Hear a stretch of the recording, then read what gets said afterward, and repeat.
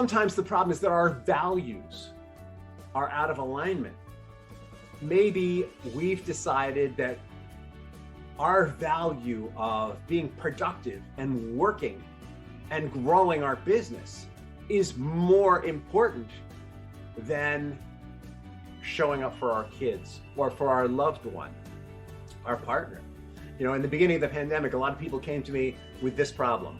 I'm so busy working that I don't have time to take care of my kids, much less take care of myself. And when they realigned their values and reprioritized, when their value became, if I can take care of myself first, then I have more energy for everything else, then they moved themselves to the top. They exercised first thing, they had that miracle morning where they got up early and exercised and did their spiritual practices and all the things that made their inner machine move more efficiently. And then they valued their marriage or their. Hi, and welcome to another episode of Rich in Relationship. And today we're going to talk about, actually, we're beginning a series on relationship myths. So from time to time, we're going to explore a popular myth about relationship. And there's one that I'm seeing a lot of right now. It's the myth of no time. Dun, dun, dun. I can't tell you how many people I'm working with don't have time to do the work. They're so busy managing every other aspect of their life. They've got so many things going on that they're having trouble like just showing up. They want to do the work, but they don't want to do it enough to show up. Or I get people who are showing up and they're constantly doing other things. Like one person in a couple will speaking and the other one will be off to the side. And you know that what's happening off to the side is that they're looking at their phone, they're texting, right? Because they just don't have time. And so they're trying to multitask. They're trying to get many things done during the time they're supposed to be investing in their relationship. And what's amazing to me is their partner often doesn't have anything to say about it unless I bring it up. And so I thought, I'm going to call this out in public. This myth that there is no time. You know, and the basis of this being a myth is the same excuse that people make. People say there are 24 hours in a day. 6 or maybe 8 of those, if you're lucky, are for sleep. So how many does that leave?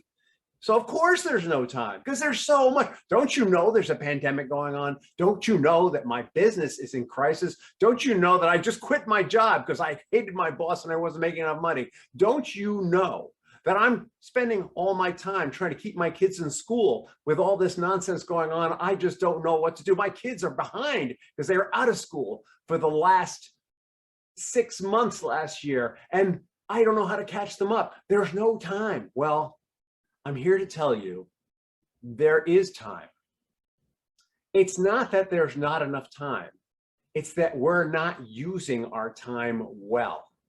So first, let's talk about some of the excuses that come up around no time besides all those that I just spun off. The first is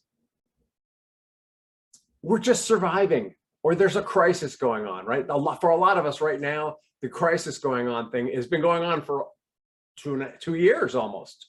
You know, and we're going into our 3rd year of crisis, and the crisis keeps shifting and changing, and we are in reaction to it.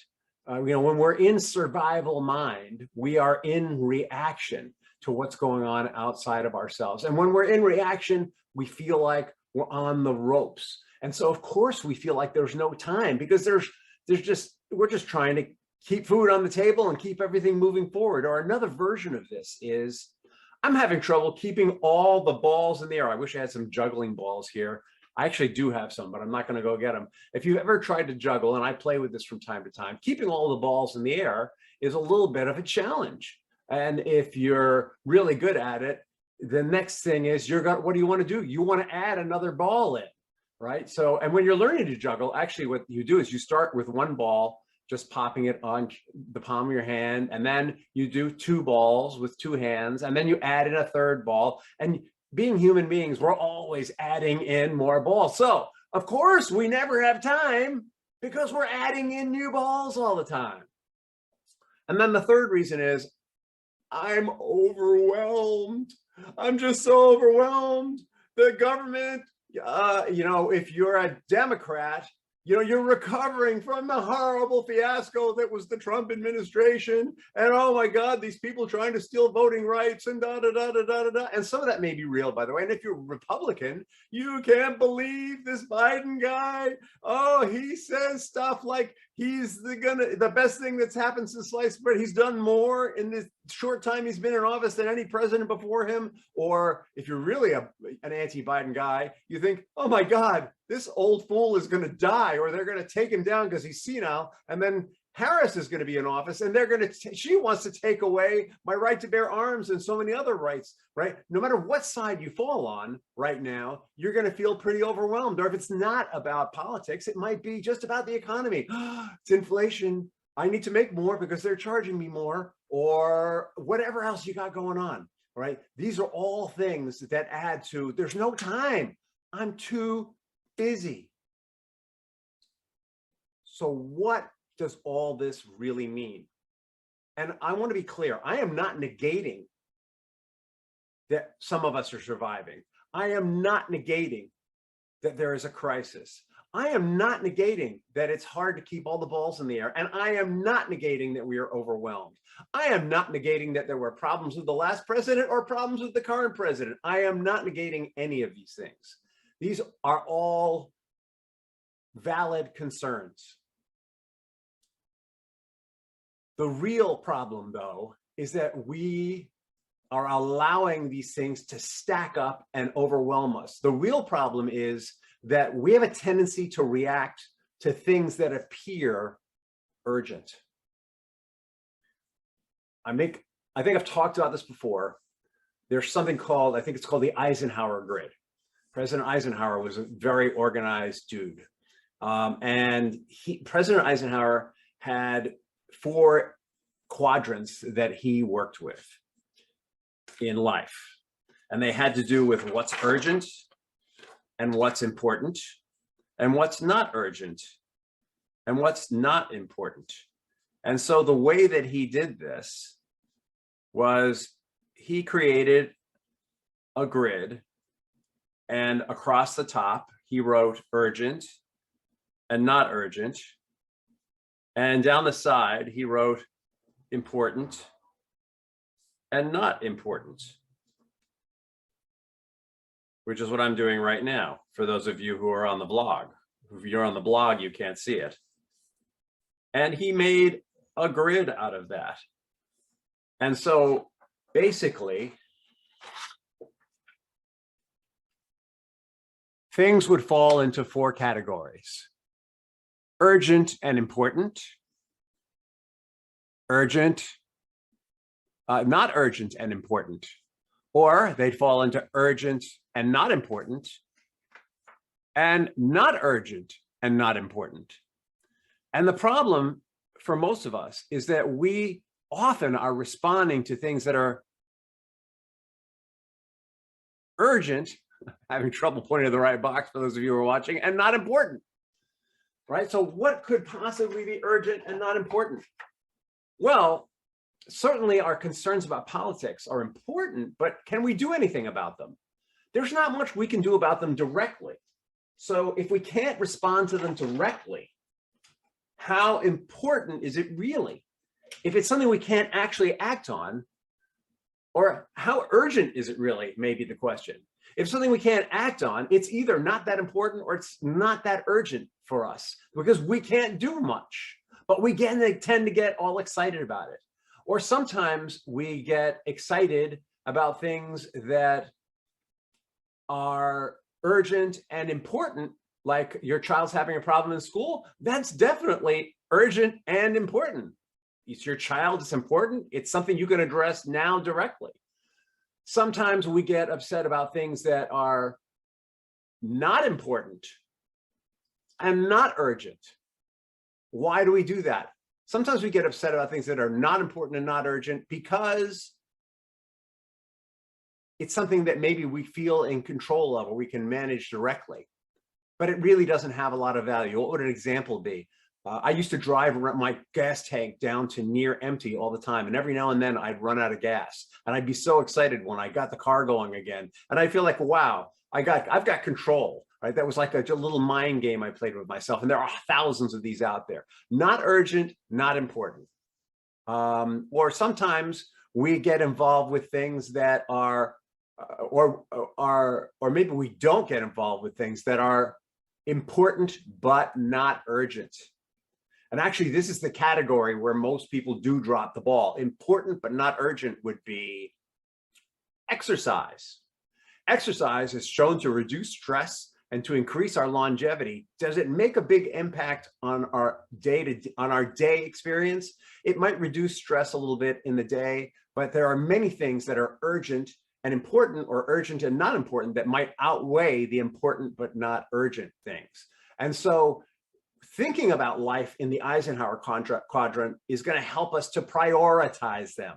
We need to prioritize our lives so that we are doing the things that are important always. Even if they're not urgent, they need to be done. The important needs to always outweigh the not important. So instead of driving around with your tank almost empty, fill it up so that you don't have to worry about that. Or instead of getting all worried about politics when you have limited influence, focus your attention somewhere else. Focus your attention on, are you taking care of your body? Are you taking care of your emotional state? Are you developing your intellect? How's your connection to other people?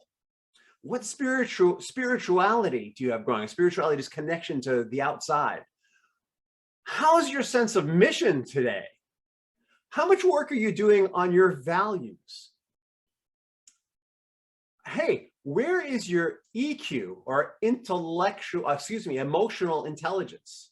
These are all things that are important, but not always urgent, that we can be focusing on.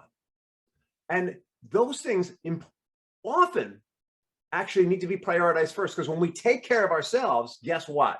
We have more energy. When we take care of ourselves, guess what? We have more mental clarity. When we take care of ourselves and we're connected to other people, we have more support in our life.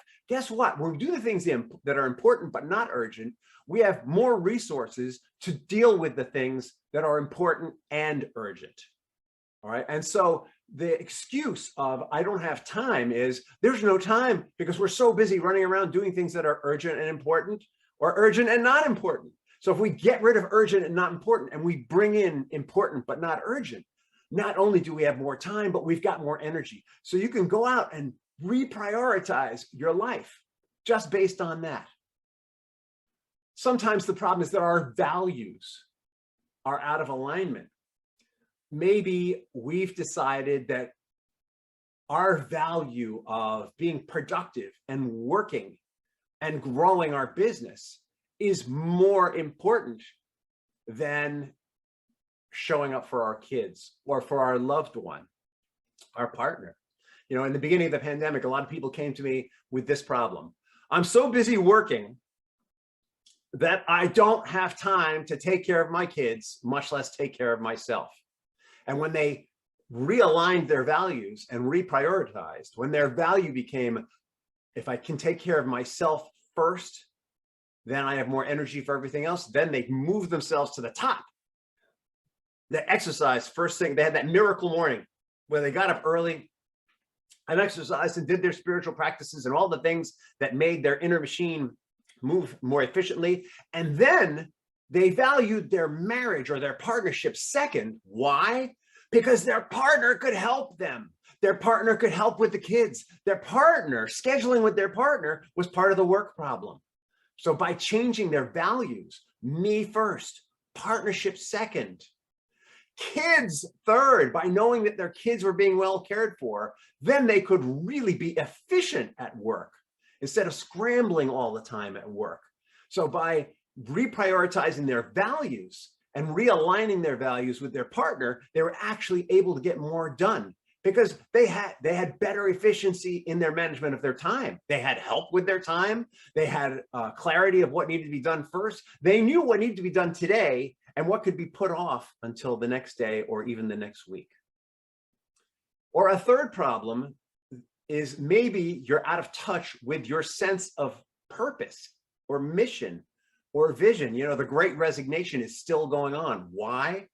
Because people are dissatisfied with work. Why? They don't feel they're getting paid enough. So they're not progressing their lifestyle in the way they want to, or like what kind of place they want. I don't mean just their clothes, but what kind of place do they want to live in? What kind of car do they want to have? What kind of time do they want to have?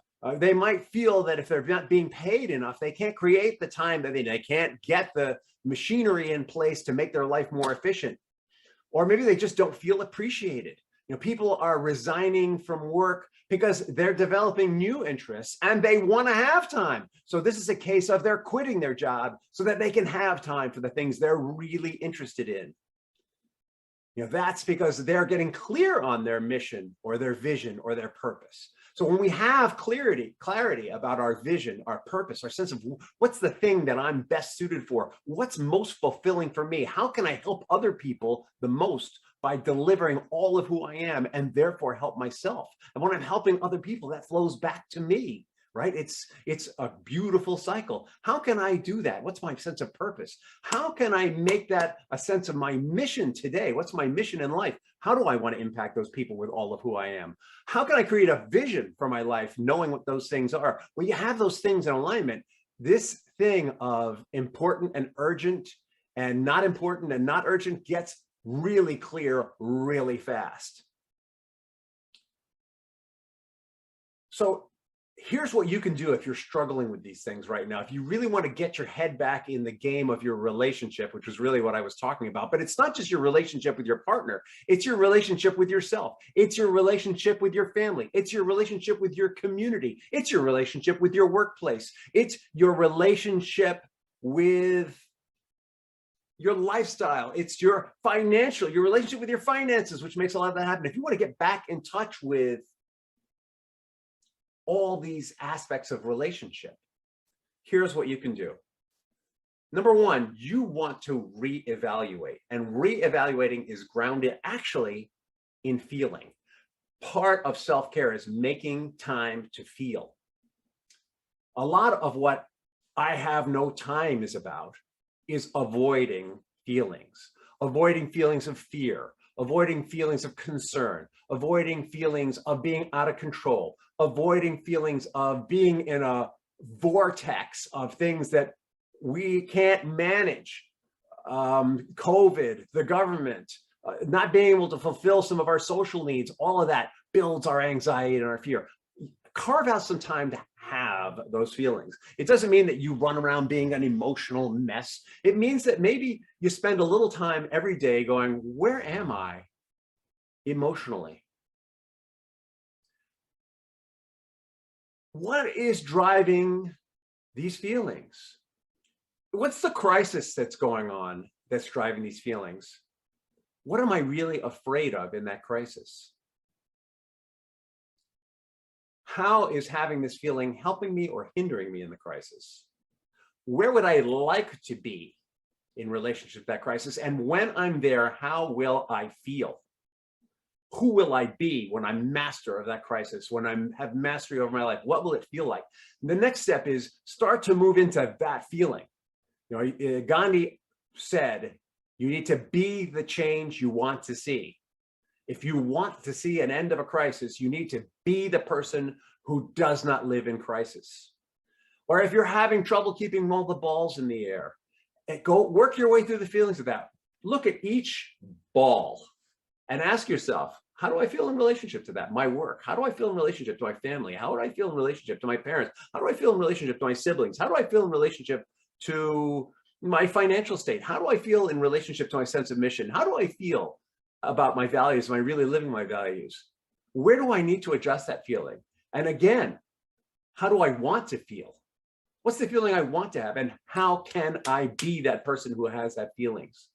And the more you envision yourself doing that, the more you're going to be able to do that. And the less overwhelm you're going to experience. Overwhelm is the sense of there's too much coming at me and I don't know how to organize it. Having the feelings, looking at it, taking the time to organize it, taking the time to work on your life, on your relationship, not just in your relationship. This is the key. If you're too busy working in your relationship or in your life, if you're too busy being responsive, being reactive, you can't or are not making the time to work on your life, work on your relationship. And when you work on it, when you look at how am I feeling? How do I want to feel? Where am I? Where do I want to be? How can I be that person who is in that place? You need to have the confidence that you will be the person who is in that place. By creating that compelling future, you're actually moving towards it. You need to know that it will come to be. Have the faith that will come to be. Any reality where you are expressing all of who you are to help the greater good is a reality that is possible and you will move towards. You need to have faith that that is how the universe works.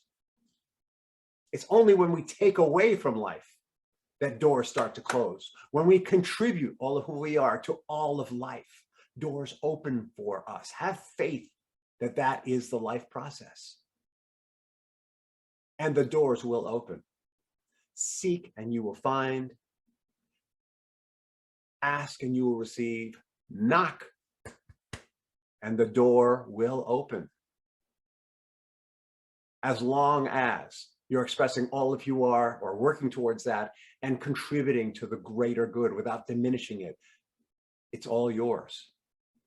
And your sense of overwhelm will be replaced with a sense of calm, with a sense of peace, with a sense of serenity, with the knowledge that you are moving towards your destiny, the place that you were made to be, and that you are moving towards it in a time frame that makes sense for you, that makes sense for your partner, that makes sense for your children, that makes sense for your extended family, that makes sense for your communities that you're a member of, that makes sense for your career, for your finance, for your lifestyle, for all the areas of your life that are valid.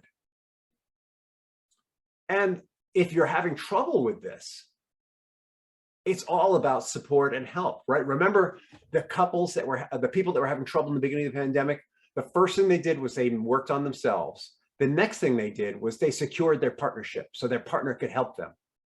And so having help is really important. And if you're having trouble connecting to your partner, reach out for help. If you're having trouble taking care of yourself, reach out for help. And I know tons of people direct message me, private message me. I would love to hear your thoughts on this myth and how we've addressed it. And I would love to hear what other myths you'd like us to address in the future here on Rich in Relationship. And as always, you can email me at Rich, R-I-C-H, at richinrelationship.com. Just like it sounds, one word, RICHINRELATIONSHIP.com. And I'm happy to answer your questions and talk to you. Thank you so much and have a wonderful tomorrow.